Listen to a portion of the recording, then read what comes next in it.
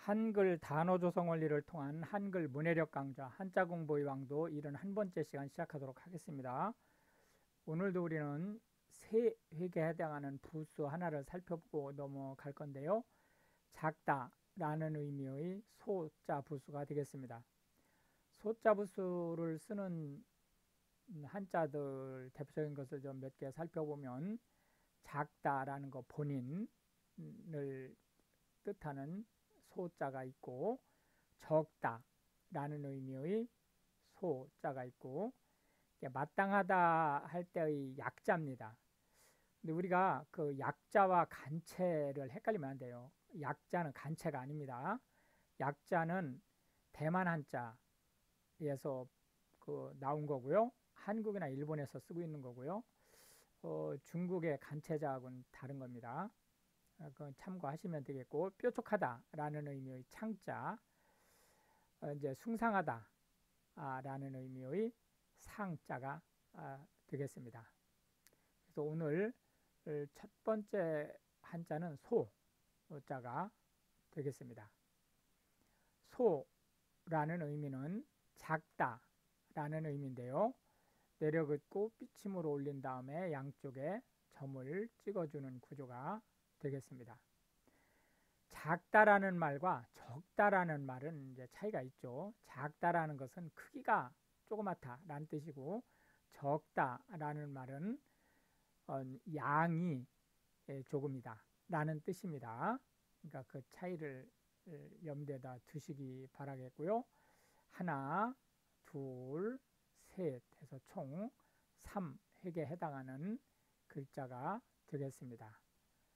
해서 소자는 작다라는 의미, 그리고 이제 나이가 어리다 그런 의미를 함께 가지고 있다 이렇게 보시면 되겠습니다. 소규모라고 하는 것은 스케어, 즉 규모가 작다라는 뜻이고요. 소대는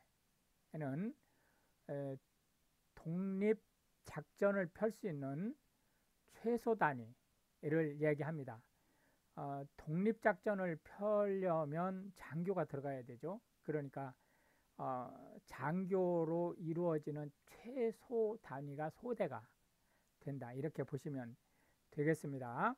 소매라고 하는 것은 최종 소비자한테 전달되는 그 상업 과정을 얘기하는 거죠. 도매는 중간 상인한테 넘기는 구조가 도매가 되겠고, 소매는 최종 소비자한테 제품이나 서비스를 넘기는 것을 소매라고 한다. 소설이라고 하는 것은 허구로 그려진 문장들을 얘기하는 거죠. 왜 소설이라고 했을까요? 이게 지금 작다는 의미의 소자를 쓰거든요. 예, 이 소설이라는 말은 대도하지 못한, 즉 그 시정 잡배나 볼만한 글이다 라는 의미로 소설이라는 이름이 붙은 거죠. 소포라고 하는 것은 작은 꾸러미이란 뜻입니다. 어디에서 소포라는 말이 시작되냐면 이제 우편 서비스에서 시작이 된 거죠. 지금은 이제 택배사에서 운영되는 정도의 화물은 모두 소포 규모로 보시면 되겠습니다. 최소한이라고 하는 것은 어떤 그 규정에 의해서 더 이상 밑으로 내려갈 수 없는 양을 얘기합니다. 축소하다라고 하는 것은 원래 크기보다 작게 하다라는 뜻입니다. 소기업이라고 하는 것은 작은 기업, 규모가 작은 기업이라는 뜻이죠. 규모가 작은 기업, 우리나라 법에서는 종업원, 상시 고용하는 종업원이 20명 이하인 기업을 소기업이라고 얘기를 하고, 세제라든지 이런 거에서 이제 혜택을 주죠. 중기업은 보통 250명 이하를 보고 있는 건데요. 여기서 이제 인원은 시대에 따라서 바뀔 수 있기 때문에 그거는 이제 그 감안을 하셔야 됩니다. 소심하다라고 하는 것은 대범하지 못하고 어, 아주 그 마음을 졸이는 그러한 상태를 얘기하는 거고요. 왜소하다, 체구가 아주 작다라는 뜻입니다. 이 외자가 작다라는 의미죠. 우리가 일본을 그 하대해서 부르는 말이 외국이라고 하고, 일본 사람을 외놈 이렇게 하대해서 부를 때 그런 말을 쓰면 안 됩니다. 이제 그 표현을 할 때 이제 왜 이 외자를 쓰냐면 체구가 조선인보다 작았었기 때문에 그렇게 이제 부른 거죠. 두 번째 한자는 유자가 되겠습니다. 있다, 존재하다 라는 의미의 유자가 되겠습니다. 이거 삐쳐오리는 거예요. 달월자에 해서 유자가 되겠고요. 한 번 더 써보겠습니다. 하나, 둘, 셋, 넷, 다섯, 여섯 해서 총 6획에 해당하는 한자가 되겠습니다. 있다, 존재하다 라는 의미의 유자가 되겠습니다. 유산계급 그러면은 부자 층을 얘기합니다. 부유층. 유력하다 라고 하는 것은 원래는 유력하다가 돈이 있거나 힘이 있는, 권력이 있는 사람을 표현해서 유력하다 이렇게 얘기를 했는데요. 지금은 그런 말은 안 씁니다. 그런 말은 안 쓰고 유력하다 라고 하면 가능성이 높다 또는 신뢰할 만하다 라는 의미로 씁니다. 그래서 예를 들어서 유력한 소식통에 의하면 이런 이제 그 뉴스가 나오죠. 그러면은 신뢰할 만한 소식통에 의하면 이런 뜻이고, 그가 뽑힐 가능성이 유력하다 이럴 때는 가능성이 높다 라는 의미로 쓰고 있다 이렇게 보시면 되겠고, 유종의미라고 하는 것은 성공적인 결론, 결과라는 의미의 원래는 그런 의미지만 실제 현대 한국어에서 유종의미를 거두다라고 쓸 때는 성공적으로 결말이 났느냐라는 거에는 그렇게 크게 관심이 없고, 마무리를 잘 하면은 유종의미를 거둔다라고 얘기를 하는 거죠. 예를 들어서 그게 성공했느냐 실패했느냐 보다는 결과를 명확히 하는 것을 유종의미라고 얘기를 합니다. 예를 들자면은 두 사람 이상 이렇게 모여가지고 무슨 일인가를 꾸몄어요. 근데 중간에 감정이 상해가지고 서로 막 다투고 이런 이제 일이 벌어졌습니다. 그래서 이제 더 이상 이 협업이 이루어질 수 없는 상태예요. 그럴 때에라도 일단 이제 더 이상 이제 협업 구조는 쪼개지는 파산이 되는 상태라 할지라도 마지막까지 나와서 그 일을 마무리, 그동안에 추진되어 왔었던 일을 마무리해서 뭐 결론이 났든 안 났든을 불구하고 끝내든 어쨌든 합의 하에 정리를 마치는 것, 이런 것을 이제 유종의미라고 얘기를 한다. 유명하다라고 하는 것은 널리 알려져 있다라는 뜻이고요. 소유권이라고 하는 것은 독점적으로 그 재화를 향유할 수 있는, 재화에 대한 권리를 향유할 수 있는 것을 소유권이라고 얘기를 합니다. 자유민주주의, 자본주의에서 가장 강력한 권리 중에 하나예요. 유리하다라고 하는 것은 좋은 조건을 가지고 있다라는 뜻입니다. 유용하다라는 것은 쓸모가 있다 라는 뜻이고요.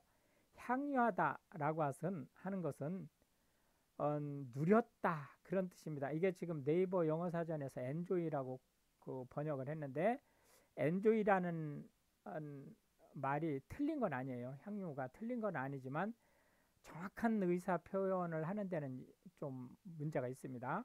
향유하다는 이렇게 즐기지 않아도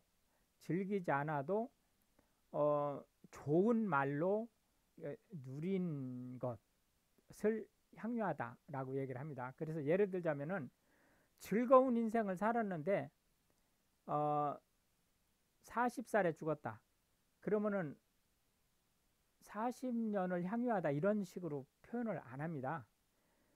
그런데 뭐 우여곡절을 겪었지만 90세에 죽었다. 그러면은 향년 90세 이렇게 표현을 하죠. 그러니까 90세를 향유하다라는 의미로 무슨 의미인지 이해되셨죠?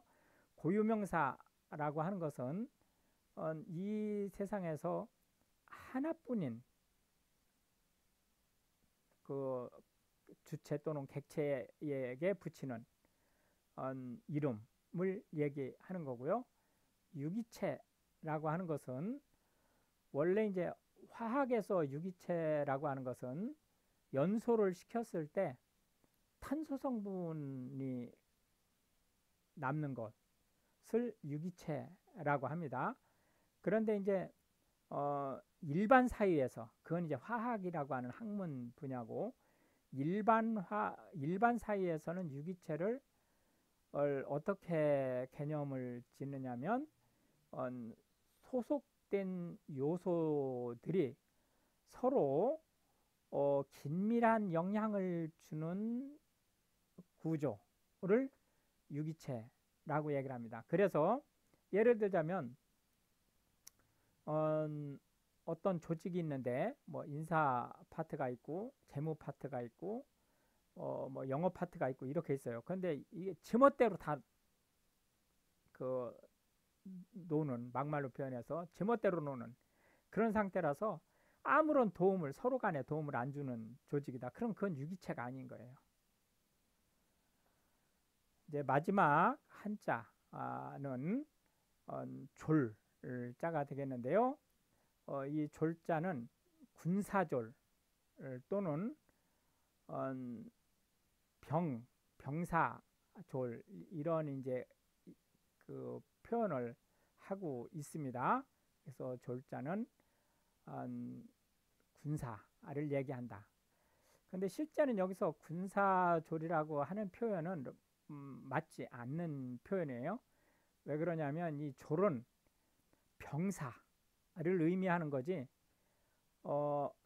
그 간부를 졸이라고 표현하지 않습니다. 어떤 경우에도. 그렇기 때문에 이거는 군사졸이 아니고 병사졸이에요. 그래서 영어로는 soldier가 되는 거죠. 이게 그 군인이 아닙니다. 군인이 아니고 하급 군인을 얘기하는 거예요. 그리고 끝이라는 의미를 가지고 있습니다. 졸이. 그래서 그 점 염두에다 두고 졸자에 대한 단어들을 한번 살펴보도록 하겠습니다. 졸자는 병사 또는 끝이라는 의미를 가지고 있다. 하나, 둘, 셋, 넷, 다섯, 여섯, 일곱, 여덟 해서 총 8회개. 여기에 삐쳐 올려가는 게 아니에요. 마무리가 그냥 직선으로 끝납니다.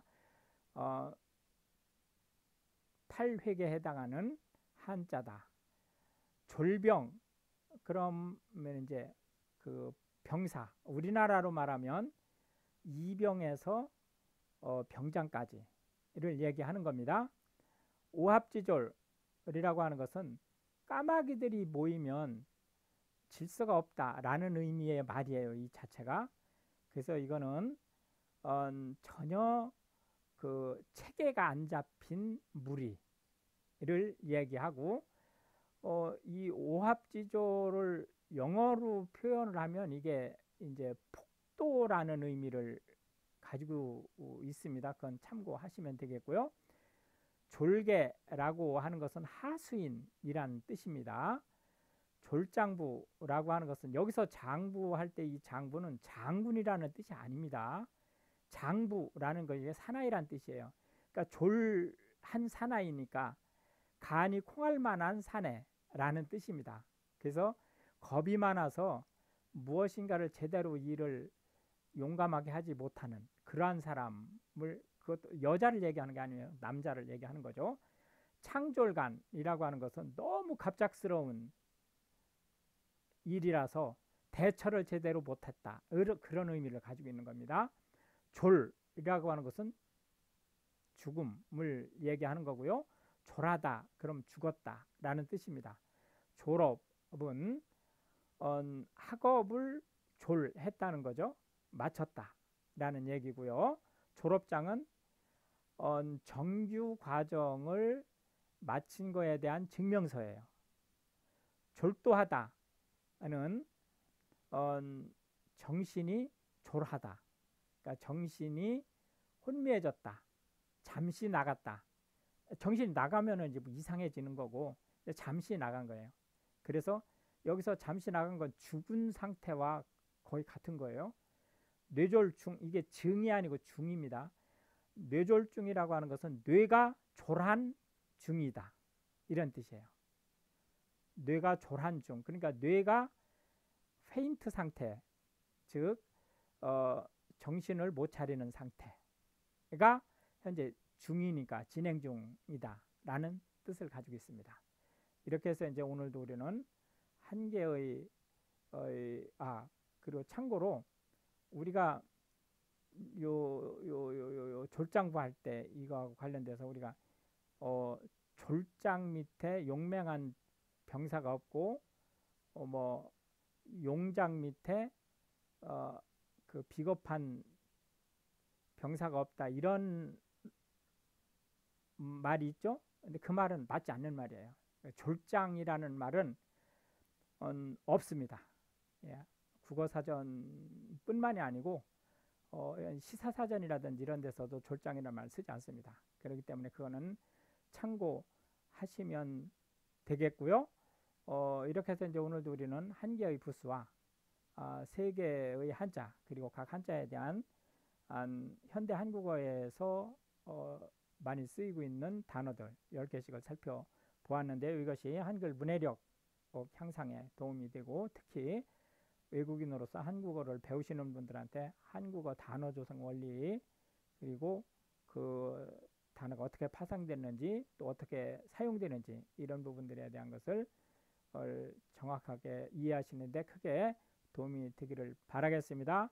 시청해 주셔서 감사하고 우크라이나를 위해서 기도해 주시면 더욱 좋겠습니다.